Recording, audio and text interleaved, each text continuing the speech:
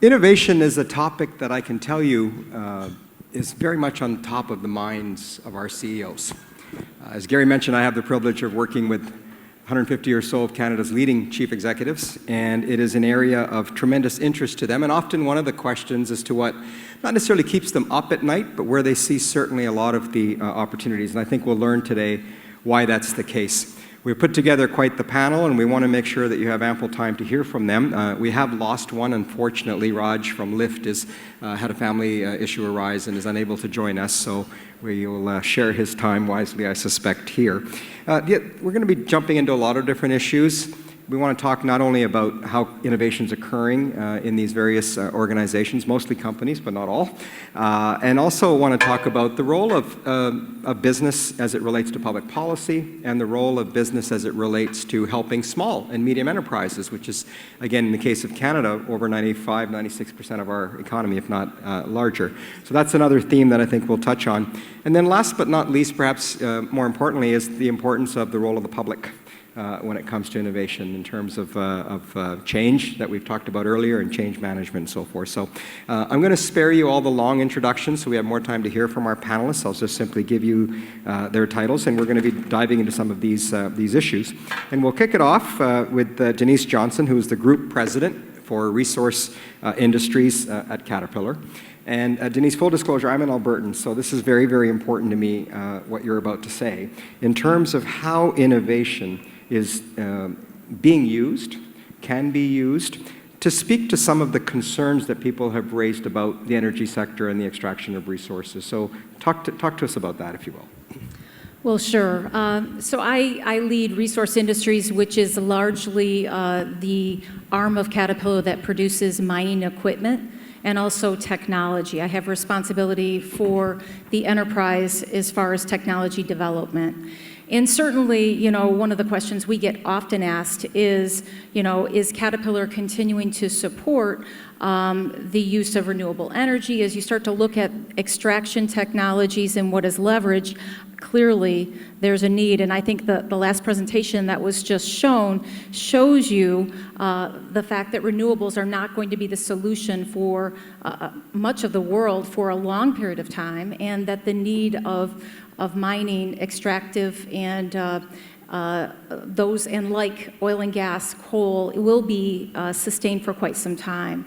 And so as we look at how do we do the extraction more technologically advanced, how do we do it faster, how do we lower the cost to do that and allow companies to do it safer and more reliably, is really where we're focused. So it's in that realm that we're leveraging technology, and certainly the use of everything from assistive ways to extract all the way up to full autonomous vehicles, which we're deploying right now in the oil sands currently. So things like that really help mining companies be able to leverage technology to a larger degree to do their jobs better. So it's becoming an enabler in It is an ways. enabler, for sure. I'm sure we'll come back to that. Thank you. Aharon is the CEO of the Israel Innovation Authority, and this will allow us to get a bit more of a national cross-cultural perspective because, as I think many of you in the audience will know, Israel is seen to be a place that has it all figured out. And I said that to our panelist here today, and you knew he wasn't Canadian when he says, well, it's true, we have. So please tell us, as humble as Canadians are, what have you done right and what can we learn from you? I believe that the Israel Innovation Authority is a new organization. It's 2.5 years old. However, it's based on the Office of Chief Scientist that was established in Israel in 1971. At that time, the government believed that the public-private partnership is the key in order to promote innovation. And since then, the government is doing a very nice job at convincing companies to take risk by providing R&D funding. So the idea that the government is working bottom-up, without selection, calling the market to come to the government and to get funds, such that the government will find where are the market failures, where the private sector is doing the job, we are not involved, and where the private sector is not doing the job, we are participating in the risk-taking with the private sector. So that's the idea. And it worked for 50 years, so it is working. In Canada, we would say that government shouldn't be in the business of picking winners and losers. And yet, what you're saying is they are, and it's worked. No, we are working bottom-up. So Both the sides. market is coming to us, and we are selecting. The selection is based on market failure and the quality of the application. That's all. All right. Thank you for that. Our next panelist is Tolga Kurtoglu, who is the CEO of PARC, which is based in Palo Alto, I believe it is, an R&D shop related to Xerox, and we're going to talk a little bit about that. I'd like you to share with the audience, how has the relationship with Xerox changed over the years, and what can we expect in the future? Yeah, that's a great question. So we've been around for about 50 years, and started off as a corporate R&D center in 1970 in a very traditional form. A lot of technologies that we take for granted today came out of those formative years. But I think the major shift has happened in 2002, where that relationship has fundamentally changed between Xerox and PARC. And we were spun off as an independent subsidiary and became a for-profit center. And given a different mission than the initial mission, which was inventing the office of the future, the second mission was to actually create a business out of innovation. So you mentioned that innovation is in the head of all the CEOs. We're kind of put out there to figure out a way to ease some of those things and provide services and technology and things of that nature that can actually help with some fundamental innovation, technology, and science challenges. And it wasn't by any means a smooth transition, if you will, but I think over the last 17 years or so, we have developed the right muscles and the culture and the mindset to expand the network that we have, which includes the US government, other government agencies globally, as well as some of the most well-known Fortune 500 Global 1000 companies, to work with them collaboratively to help in their innovation, technology, and science problems. And a lot of that also know-how, not maybe directly technology-wise, but from a culture and mindset and a know-how-wise, still benefits our parent corporation, because that gets translated into what Xerox wants to do and what it deems to be strategic directions for technology in the future. Great, thank you for that. And last but not least, we have Jeff Howell, who is the president of the industrial devices at Panasonic North America. And so, Jeff, we'd like to hear from you about what is Panasonic currently doing in terms of its approach to innovation with its clients. So, where to start? Panasonic, unlike some of the other organizations that you've talked to, is involved in a broad breadth of product lines. Basically, if you look at the McKinsey report on disruptive technologies, we're in about 9 or 10 of the 12 disruptive technologies. So across a broad spectrum, we have a lot going on innovation. Innovation, if I was to look at it from an automotive standpoint, I think everybody's aware of some of the huge changes that have taken place over, say, the last 10 years and the power making or the powering of electric vehicles or hybrid vehicles. The initial one was the Prius and Toyota. Panasonic was the backbone of that business, creating the battery module with Toyota. You fast forward another 10 years, and Tesla came out with their electric vehicle. Panasonic was the backbone behind that. So a lot of innovation going on across a broad spectrum of environments that touch along so many different technologies that it's hard to describe right now. Let's stick with the theme of where's the puck going, if you will, in terms of innovation. So what can we expect in some of your various sectors in looking forward as opposed to looking to how we got here? Right. Well, one of the things that we're seeing from mining customers is a need to be able to leverage technology across an entire site. So whether it be a construction site or a mining site, it's not necessarily optimizing a piece of equipment, it's optimizing the flow of the work across the entire site. And so in order to do that, you have to tie everything together through technology. And so certainly that is a big push. Almost every conversation I'm having with mining companies today has a discussion about what can we do to make them autonomous? And the transition as you do that is something that takes a little bit of time to do. So it's not something that you just, do overnight. It takes 12 to 18 months to really put that technology in. In addition to that, though, we are seeing a definite pull, like the auto industry, and moving towards electrification. And certainly in underground mines, without a doubt, the value proposition is clear. We will be fully battery electric with our equipment in underground mines. And that transition is now starting to be asked for on surface equipment as well. So how do you take a large mining truck that's 400 tons, over 20 feet tall, and put a battery in that and make that work? And so, it's really trying to leverage automotive type technology, but doing it in a way that will work for a very rigorous application where you're running that equipment 24/7 in very remote areas. So it's a different equation when you talk about applying technology there. But that's really what customers are looking for today. Tolga, you want to jump in on that? Yeah, I look at this from maybe not industrial sector specific point of view, because we work across many different industries and verticals, but I think there are a number of fundamental scientific and technological trends that are underlying expectations for tomorrow. Electrification certainly is in complex systems, both automotive and aerospace.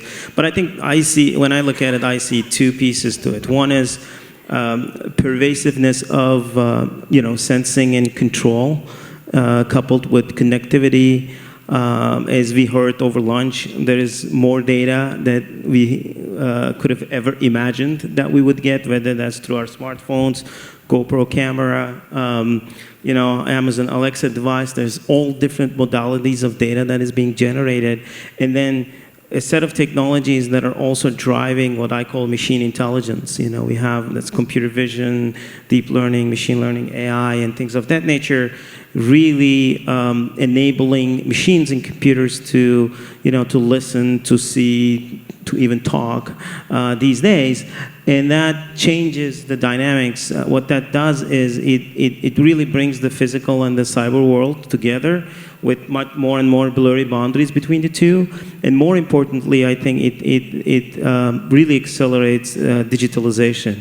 And that is the key, I think, going forward, because customers expect experiences that are on demand, that are natively digital, and that are real-time and hyper-personalized. And that, if you look at the successful businesses, what does technology mean for businesses? You see that type of digitalization really breaks the historical trade-off space between, cost, speed, quality, personalization, those kinds of things. And companies who figure out creative business models to really break that efficiently are the ones that get ahead, like the Netflix and Ubers and Amazons of the world. But I think not prediction, but I think that trend is going to only continue and accelerate as more data becomes available and as machines and computer gets more and more intelligent. I did want to talk about SMEs a bit because, again, where we are, what's the Israeli experience as it relates to how to make sure that the smaller companies, where a lot of innovation is taking place, are either not being left behind or are being able to scale up the way that they need to? What can you tell us about that? So first of all, there are a lot of startups in Israel, about 7,000 startups, active startups. The question is how to grow those startups to be real companies. Now, it has changed in the last 10 years, I believe. 5 years ago, we didn't have any unicorn, for example. Today, we have 8 unicorns. So it's starting to get mature. Now, the way to do it is twofold. First of all, to understand that in Israel, there is no local market. It's too small. And companies should go globally from the very beginning. So that's one thing that is very important for the company to understand. You need to repeat that in this room because it's a very important message for Canadians. We cannot just act locally, grow globally from the get-go. Yeah. Go globally from the very beginning. So even in the first application that we're getting, we're looking at the global market and how the company can address the global market. So that's one. The second one is how to help the companies to go from prototype to a product. So normally they are getting quite fast to a prototype. To get to a product is a different game. So the way to do it is, for example, one of the plans that we have is to work with all the ministries in Israel, such that they are putting their places as a better place, including the regulation that is required, for example, the Ministry of Health. We are doing together with them call for proposals, and startup companies that have a solution are deploying the solution in the beta site. Now, what is happening is that the ministry is getting exposed to the best innovation possible, and the company is deploying the solution, the prototype solution, into a production environment. So as a result, they can start to scale up. We are providing support for the deployment. So that's another way for us to push companies to scale up. Jeff, let me come to you because you've got such a broad spectrum there. One of the things we were talking about earlier was speed, the importance of moving in terms of getting the innovation to happen fast enough. Is it your sense that we're doing that well in the Western society versus what you might be seeing in other parts of the world? I mean, there's this perception that innovation happens in the West. But I got to tell you, as someone who travels to other parts of the world, I'm not so sure about that. Yeah, there's many ways to look at it. You hark back to the early 1900s, and trains and cars were coming out back then, and about 85% of transportation at the turn of the century was via horse. 20 years later, it was 36%. 20 years later. We think of that as kind of a short time, but think about it relative to the digital age right now and how fast things will move in the environment that we have right now. Tremendously faster. The other issue that I think is quite interesting relative to what we were talking about is the idea of innovation in certain areas. For example, autonomy. Innovation for autonomy is inevitable. It's coming. There's no way we're going to stop it. Now, timing is a different matter, but it's inevitable. Now, if you take and look at it, what additionally is needed or what additionally is being invested from an innovation standpoint is connectivity. So you have autonomy and you have connectivity. It's essentially almost two diverse words. But the autonomy, I think everybody knows what it is, but the connectivity, for example, in our case with connectivity, it's, for example, a V2X plan, meaning vehicle to vehicle or vehicle to site connectivity so that the car can communicate if the human can't. So you look at it from an innovation standpoint, connectivity, autonomy, all of that is going to be done at a rate that digitalization will make much faster than what we think about when we go back and look at the early 1900s. If you applied that logic to currently, you'd be looking at 2 years down the road. And I mentioned to Goldy a little earlier, I'll bring up kind of a story that won't feel too happy for most people, but back about a couple of months ago, there was a report in New York City of 2 young children dying in the back seat of their car. Their parents left them there, they died from the heat. Literally, within 48 hours, I was on the phone with our engineering center in Barcelona. They had designed, on paper, a sensor that could detect heartbeats of infants in the back seat of the car. So literally, we're talking about something that happened, and 48 hours later, we had the concept for a design to innovate that situation up front. So the speed is remarkable, and it's inevitable. So I asked this question as a setup to the follow-up, which I'm going to open up to all of you, which is, yesterday, for example, I was meeting with the president and CEO of the Canadian Foundation for Innovation, and she wanted, Dr. Roseanne Runton, she wanted to talk about how can we talk about what's happening in innovation in Canada with the business community. And one of the things we uncovered is, who's responsible? I mean, in some companies it's very clear, there's a chief innovation officer. But in so many cases, there's no one you really are supposed to talk to about innovation. So you're all large entities, but again, you've got some experience with others. What's the lessons that we can learn from a structural perspective of not just the external challenges that you're facing, but what about the internal ones and making innovation more than just the buzzword and making it a priority for investment and speed, as you say, Jeff? Yeah, I would say, one of the things that we've really learned as we've implemented innovation and technology is that you don't take the old paradigm of how to do something and then just mechanize it to innovate it, that you have to really look out, take it to the next level and change all of those normal barriers that would be in the way of how you do that and really look at the process differently. And you'll optimize the process more if you take someone who maybe isn't as familiar with it and look at it with a different lens. And so a lot of times it takes mixing our teams up, people who are very experienced in certain kinds of design with people who have no experience in it, and to really look at it differently. Because a lot of times the optimal result will not be mechanizing what you already have in place. And that really has been a real game changer for us at Caterpillar. Maybe I'll tell you about a mechanism that we put as a government to help companies that are quite conservative to taste open innovation. So one of the mechanisms is called innovation labs. We have a tender such that companies outside of Israel can go, join the lab. We are providing support for CapEx and OpEx of the lab that is similar to the production that the company has. And the company is doing a call for proposal for Israeli startup to join the lab, and we are supporting, the deployment for the Israeli company. Now, they are getting a lot of solutions, and they are picking those solutions that might be in production usage of the company. We are providing the support for those companies that were selected, and by then, it's not only internal innovation of the company, but they're exposed to external innovation, and they can taste, the open innovation scheme without entering into too much of investments. So this is a win-win situation, both for the startups as well as for the company.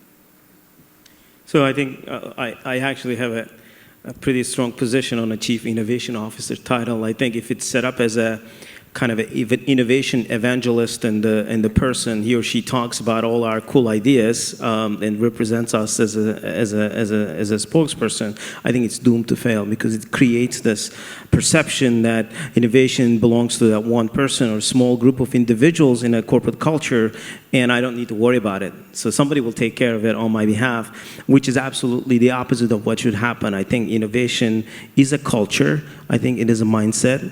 I think it needs to come both top down and bottoms up, and it needs to penetrate in every individual in a corporate environment. That's an easy thing to say and very hard thing to actually do. When I say, because we work with a lot of large corporations that deal with these challenges of corporate innovation, if you will, one of the things that's from a lessons learned point of view is actually contrary to what you might think, because a lot of people focus a lot on sort of the front end of innovation, the sort of the creative side, where you need to come up with ideas that sketch on the paper of the new sensor and whatnot.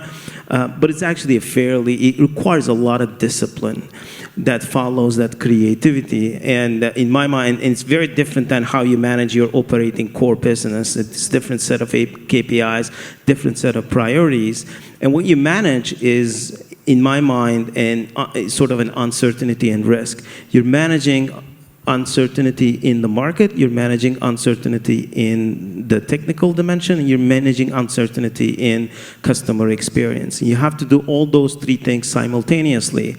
And the one fundamental KPI that should drive everything is the learning, which is basically what helps you really drive the uncertainty down so you can actually get to, what deemed to be a successful outcome in the end.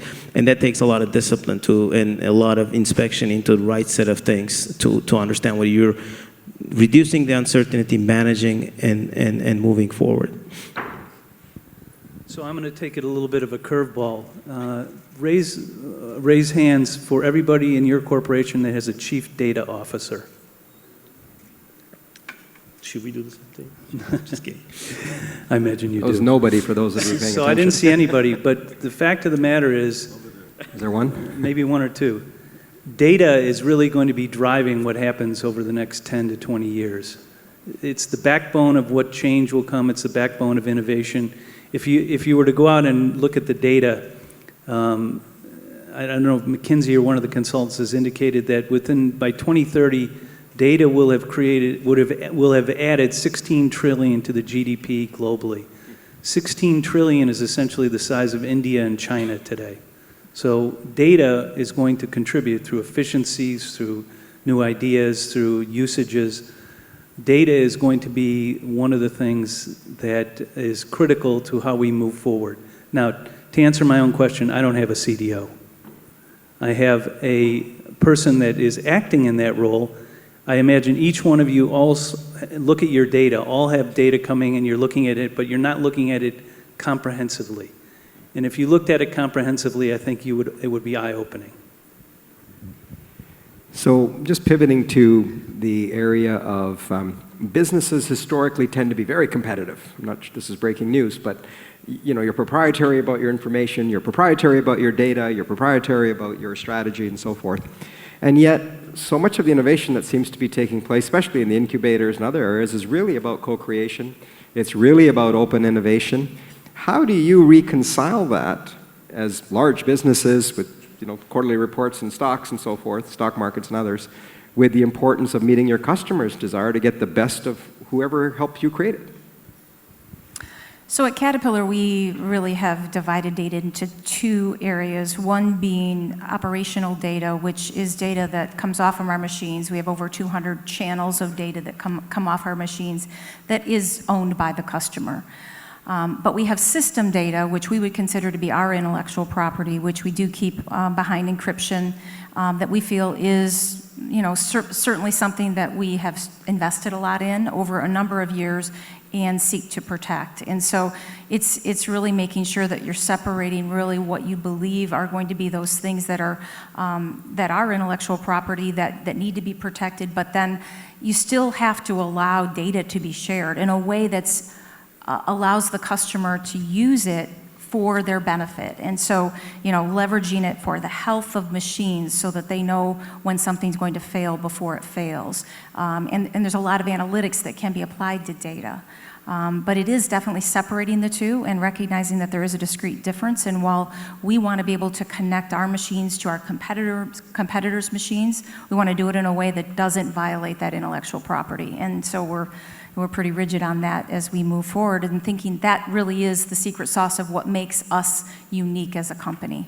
And you never know, regulators may have something to say about all of this too in terms This is true. of collusion and other things. So jump right in. Yeah, I mean, I lead a company that has a business model that's built entirely on the concept of open innovation and providing that. And we work, if you look at some of our clients, we work with some of the companies that are, 10, 100 times larger than us in terms of their R&D footprint. So it's not about, whether you need to reach out to other partners potentially that has something that you don't have. It's about creating true partnerships and co-inventing and co-creating and things of that nature. And there's a lot of success stories we can get into that comes to that. I think it's almost an imperative, I see it, compared to the sort of historical corporate model of, owning everything and vertically integrating everything and operating and all that nature. Because the pace of technology is so fast that there's no way any particular, player to be able to kind of dominate all of those technology fields. And there's a lot of asymmetries. You asked the question about speed. There's many different ways to look at the question of speed. But there's a talent asymmetry in the market, for example, access to people that really understand, deep learning and machine learning and computer vision algorithms. There is a data asymmetry, as Denise was talking about. Some people have, and the corporations have, access to data, others don't. There's cultural asymmetry, entrepreneurial mindset, everything we talked about. So to me, it makes all the sense in the world to really reach out and build those partnerships where you have access to things that you don't necessarily have to create a much more competitive position for yourself. And I think that's the true spirit of open innovation, really. It's not only just the technology side, but everything else that surrounds that makes it a success in the end. Jeff? So I would add to that. I totally agree. But in the case of Panasonic, we come from a 100-year-old company that thought we could do everything on our own.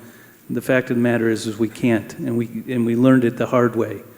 especially in 2007, 2008. Going forward from that time, we started to learn that incumbency had benefits. In other words, we had relationship with customers in certain products that we could take advantage of and expand from. But we also learned that we had to tap into that new market, that startup market. So we created small investment communities that we were involved with. We have several out on the West Coast, several out on the East Coast, that we tap into to find where new innovation is coming from. Trying to do it internally, trying to do it on our own was, be frank, a failure. And going forward, it remains to be seen. We spent a lot of money. We're hoping we get the benefit out of it. But it is kind of a threefold exercise. One, internal. Two is through your incumbent customers. And three is through your startups. That's kind of the way we look at it. All right, one of the things I mentioned that I wanted to also cover was the public. You know, we've talked a lot about, you know, the innovation that's taking place internally and the business side issues, the open innovation, but there's this public out there that morphs all these things that we're talking about: innovation, cybersecurity, privacy, data collection, Big Brother in your house. What are some of the issues you may have found in Israel in terms of how do you properly communicate and engage with the public to bring them along on this journey? Because having their support is essential for any government to ultimately act in some of the things that we want from a policy perspective. So the importance of data is such that it has a huge impact on the population. So that's one. The other one, you should keep the privacy of the population, because otherwise you're missing the main idea about using the data. So the idea here is to find the right balance between exposing as much as possible information to both academia and industry. On the other hand, to protect the privacy of those people that contributed the data for that purpose. So a very nice mechanism was with one of the major banks in Israel, in which they basically took all the data that they had in the bank, removed everything that was personalized in the data, and let companies try the data and come up with solutions. After that, those solutions were implemented into the bank itself. But it was a nice idea about such that everything was anonymous. Nothing was personal. And of course, the judgments, especially in medical and health, so the judgment how much to expose the information is a really ethical question. I'll give you an example. Assuming that you are doing the genome database, and of course it's a volunteers and no personal information is there. But then you are detecting that some of those things might have a disease in 4 years down the road. Should you inform him or her? Should you tell this is the case because the data is anonymous? So it's an ethical question that is very hard to solve. And in your experience, how did the transformation take place from a regulatory perspective? Because in some cases, our regulatory regimes are really antiquated. True. How long did it take to modernize? What kinds of things did you do that we could learn from here? It takes a long time. So it takes a long time, and the regulation is trying to meet the pace of the industry. So it's very nice. For example, we joined the World Economic Forum that are dealing with those type of topics in regulation. So what we are trying to do, we are trying to see what are the best practices all over the world, and we are trying to adapt. For example, in autonomous car that you mentioned, there are a lot of regulatory questions. Technology is not inhibiting the market there. It's a regulation that is inhibiting the market. So we are sharing this experience with other partners around the world, and at the moment that we find out a solution that is both okay from a regulation point of view and okay from the driving point of view, then we are coming up with a regulation, but we are using a lot of interconnection with other countries to find out the right regulation about it. Anyone else want to pick up on that? I think it's a very challenging problem. I think part of it is also created by, I represent Silicon Valley to some extent, and there's a lot of perceived negativity about some aspects of the kind of behavior that some of the, young technology companies or established technology companies are exhibiting. And I think those get disproportionate amount of kind of coverage, as you might imagine, on the press, whereas there's significant amount of investment that's being made in social innovation, civic innovation, things of that nature as well, that don't get highlighted as much. So I think part of it is that, and part of it is also not necessarily maybe regulating the technology domains in the markets, but from a governance point of view, really thinking deeply about what are some of the things that can be put in place so that those kinds of considerations come into play in a profound way. I think it's important. I think privacy is one which is very obvious. Security is another one. I worry about cyber-physical security with the proliferation of autonomy. Everything is becoming autonomous and a black box to us humans in a way that they operate, and making sure that they remain safe and reliable and trustworthy is a big problem. AI and machine learning poses significant challenges to the society when it comes to bias, when it comes to ethics, and things of that nature. So there's many facets of this that come, and it's not going to be as simple as a dial where there's regulation and you dial up regulation and all of a sudden your problems go away. I think all of these problems would require coalitions to be built across policymakers and technologists and end users and businesses, etc., to come to the table and have a meaningful and deep dialogue about what can be done to address those challenges. I want to add a little kind of a sidebar to this. Facial recognition's been in the news quite frequently over the last couple of years. And just to give you a little bit of history, 10 years ago we had facial recognition technology. We had it. It could have been rolled out 10 years ago. I remember being absolutely astounded in our lab when it recognized my face. I couldn't believe it. Fast forward 10 years, and finally it's coming out, but you hear a lot of people expressing dismay about it. It was put on the back burner essentially for the last 10 years because of that dismay. I know that people, when you look at it, probably people 20 years ago didn't want to give away their ATM cards because they were worried that somebody would steal their money. But now it's pretty much standard operating procedure. So I think you're going to see facial recognition. I'm just talking about that technology right now. Facial recognition coming out. But I think it's been, to a certain extent, self-regulated. Not to say that's the right way to do it, but in that case, it was almost self-regulated. They put it on the back burner for a decade before it really came out and prospered, or should prosper. What is the onus that falls on business? You've got a business to run, doing what you need to do for your customers and your shareholders. Where do you fit in when it comes to speaking to the public, particularly about some of the issues you've just raised, the angst that people are feeling? I mean, I find that in many ways we're conflicted in the public. I want fast, I want new, I want cheap, right? I want all of that. But I also want to protect my privacy. I don't want to share a lot of information with you. I don't want you to have access to all my data. How do you help the public understand that that world's gone? That's a tough one. That's a big question.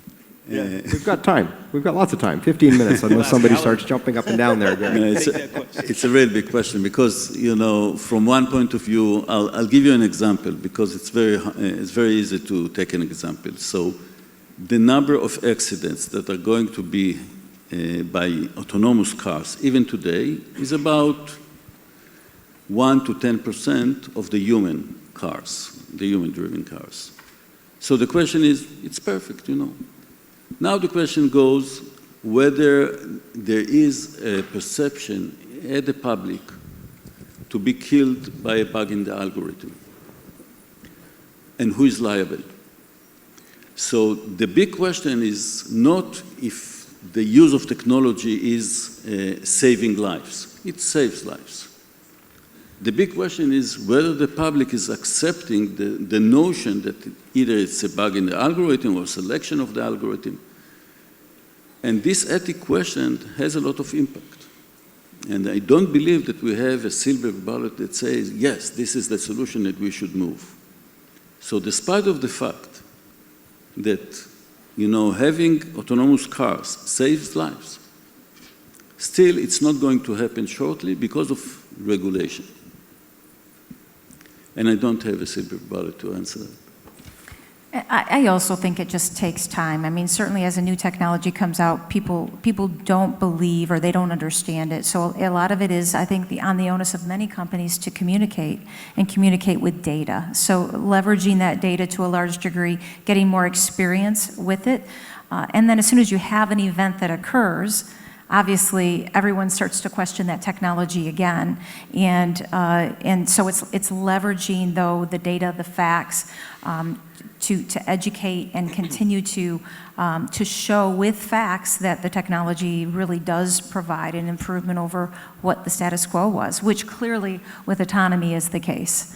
Lots of data to support that. But I think any new technology, whether it be facial recognition or anything, has downside impacts to it. And so everything is a trade-off in some ways as well. And you have to be willing to talk about what those trade-offs are as a company.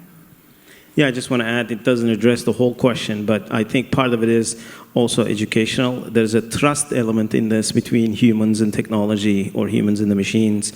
And one of the major domains that we're working on, for example, and just not us, I think it's becoming a bigger field in AI, is what's called explainable AI, which basically brings transparency to those algorithms. I think that's an important element of this puzzle.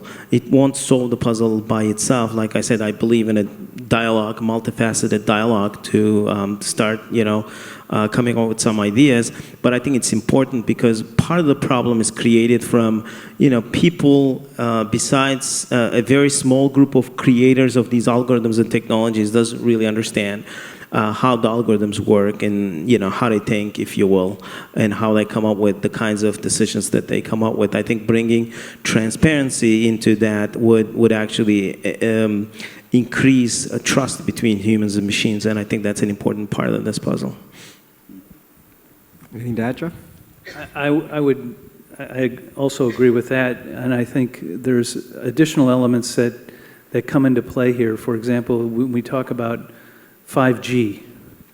5G is a technology that's coming racing ahead. Trillions of dollars are going to be spent on it.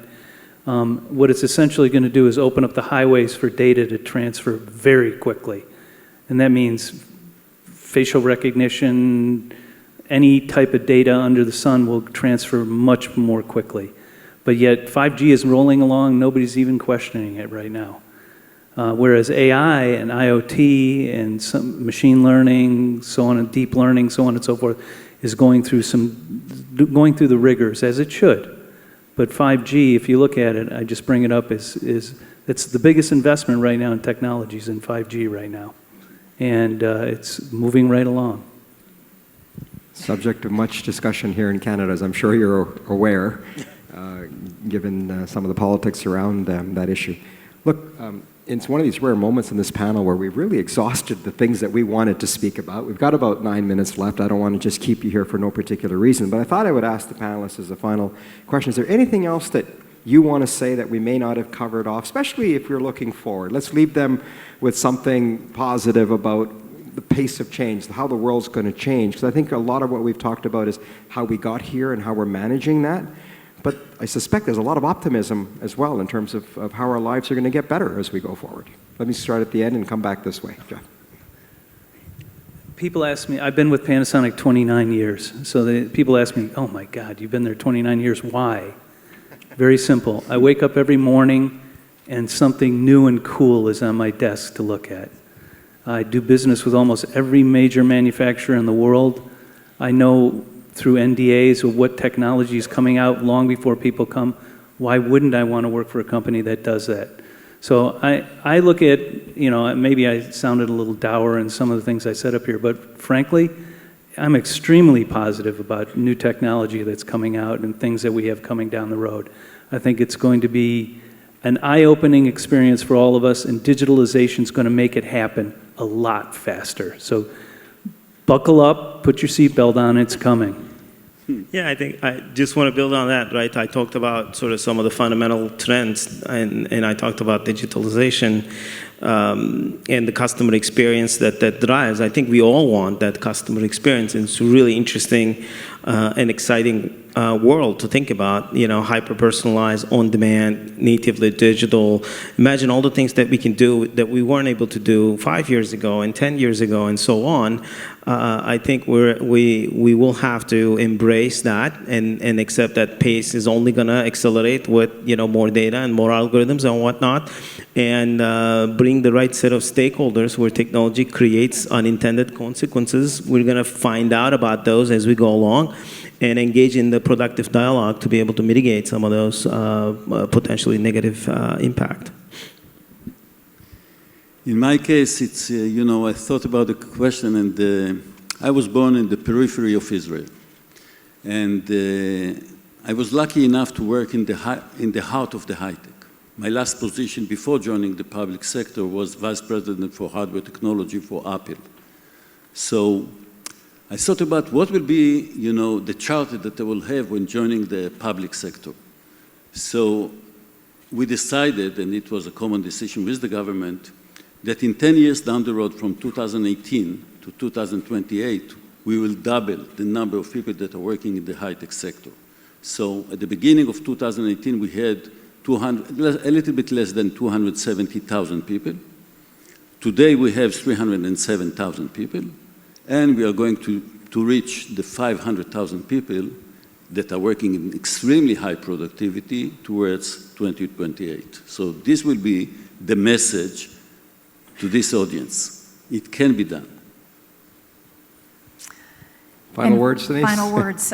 You know, I would say, you know, it is an exciting time to be out in the world, and I think as we look at the thing we've learned most as we've implemented technology is the change management that's required. It definitely, not only are you changing process, but there's a culture change that goes along with it that becomes really important in addition to the technology. And so the combination of all of those, recognizing that there is a lot of change management that comes with it, really is what makes it exciting. So it is a people business at the end of the day. It is indeed. Well, that's a great note to end on. I want to thank all of you for your contributions to this panel. I know we missed Raj at Lyft. I was looking forward to talking about the transportation sector, something that, again, you know, I think we'll see a hyperloop in our lifetime. So many things are going to hopefully change the way in which we move around, but perhaps another time. Ladies and gentlemen, thank you for your attention here. Please join me in thanking our panelists.